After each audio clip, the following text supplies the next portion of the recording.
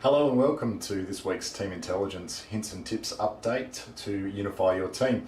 Happy New Year. It's early January 2015. I want to welcome you back. For those of you who have been following these videos, thanks very much for watching these, and there's going to be plenty more of these to come. This week what I wanted to continue on from was our last update, which was about designing your ideal team, your dream team. And this week I wanted to look at the difference between motivating and inspiring. And it's something that is commonly debated in the management and leadership realm. Everyone has their own opinion, everyone's got their own models on what works.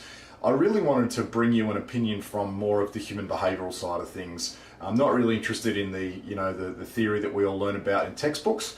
I wanted to share with you guys some secrets that I've learned from my mentors and what's actually worked with my clients. So the first thing I wanted to look at is, from a management or leadership perspective, there is a difference between motivating and inspiring.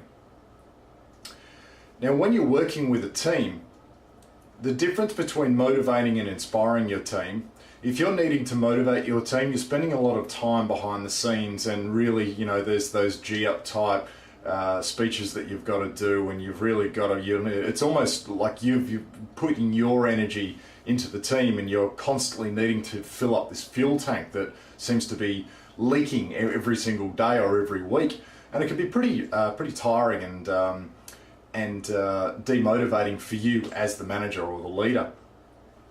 From a leadership perspective, when you inspire your team, they drive themselves, and that's the major difference.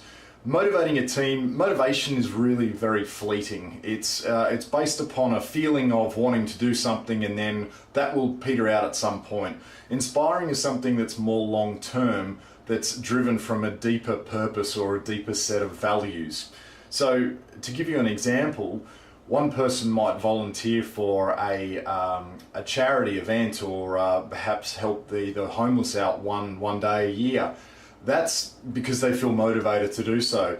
Now, someone who's inspired to actually make a difference in the world and to really change the world on a longer term basis would become a volunteer longer term, or perhaps part-time. That's the difference between a motivating and inspiring, or someone who's motivated or inspired. Now, bringing that back to your team, let me actually share you a story with you. I was working with a client recently, and she was telling me exactly about this, and how she loves working with her team because she said that they don't need to be motivated.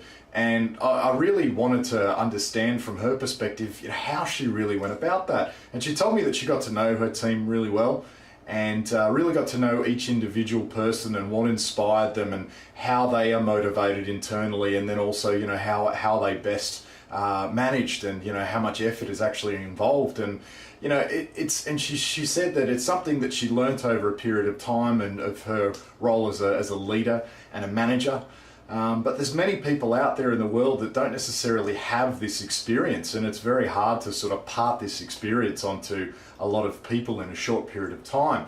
So what I did was I shared with her a part of our team intelligence model, a tool that we use, which is called Extended Disc, and this is used worldwide. And I said, well, what if you could actually impart this knowledge onto someone else, or to, say, get a new person in your team, rather than having to go through that whole process? What if there was an easier way of doing that? And she said, oh, that would be so fantastic, that would help a lot. So I gave her a quick overview of the Extended Disc profile, and she loved how quick the profile came out, the results. She could implement them immediately, and it really gave her a very clear insight into how a person works, what motivates them, what drives them, and then she can basically get on with her job of driving the team forward.